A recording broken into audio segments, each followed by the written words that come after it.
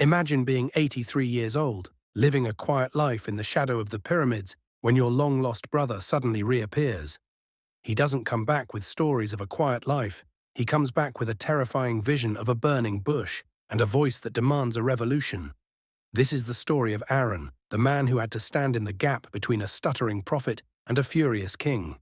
For decades, Aaron had watched his people break under the Egyptian sun, likely wondering why the God of his ancestors remained silent. He had stayed in the mud pits while Moses lived in the palace, and he stayed in the slave quarters while Moses fled to the desert. He was the forgotten brother, the one who bore the brunt of the oppression while the future deliverer was nowhere to be found. But when Moses returned, he didn't return with an army. He returned with a heavy tongue and a desperate need for a partner.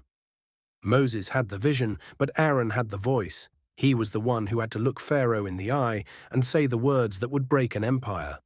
When they stepped into the royal court, the air was thick with the scent of incense and the weight of centuries of Egyptian tradition. Aaron didn't just speak, he acted, throwing his staff to the floor and watching it transform into a living, breathing serpent.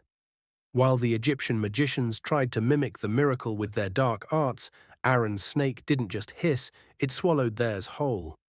This wasn't just a magic trick, it was a declaration that the God of the slaves was more powerful than the gods of the masters. Throughout the 10 plagues, Aaron was the front man of the apocalypse, the one holding the staff that commanded the forces of nature. He watched as the Nile, the lifeblood of the kingdom, turned into a thick, rotting river of blood at his very touch. He stood by as darkness fell so thick you could feel it, a 3-day blackout that terrified a nation that worshipped the sun. He was the bridge between the divine and the dirt, the man who had to explain the unexplainable to a group of 2 million terrified slaves. But the true test of Aaron's character didn't happen in the palace, it happened in the eerie silence of the Sinai desert. While Moses was wrapped in clouds and fire at the top of the mountain, Aaron was left at the bottom with a crowd on the verge of a riot. They were tired of waiting, tired of the heat, and they demanded a God they could actually see and touch. Left alone with a panicked and rebellious crowd, the man who was meant to lead them instead folded under the weight of their fear. He took their gold, the jewelry they had carried out of Egypt, and he forged it into the shape of a golden calf. He watched as the people he was supposed to protect descended into chaos, dancing around a statue while the real God spoke just miles above them. When Moses finally descended with the stone tablets, the confrontation was brutal. The brotherly bond was stretched to its absolute breaking point.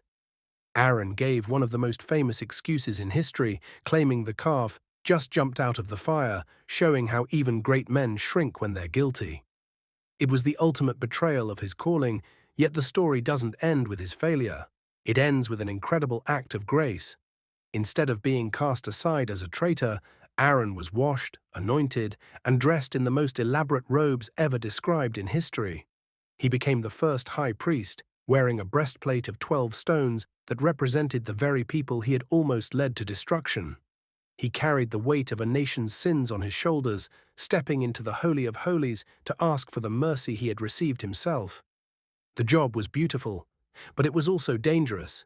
He had to witness the sudden death of his own sons when they disrespected the sanctuary.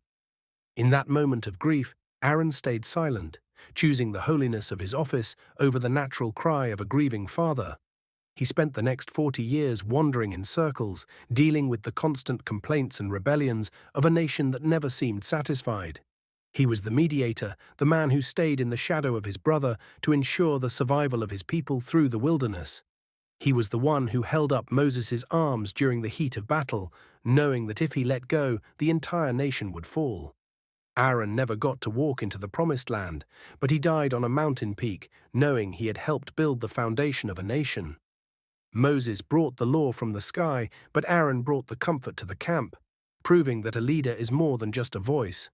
He proved that even the most flawed man, a man who built a golden idol, can still be made holy enough to stand before God.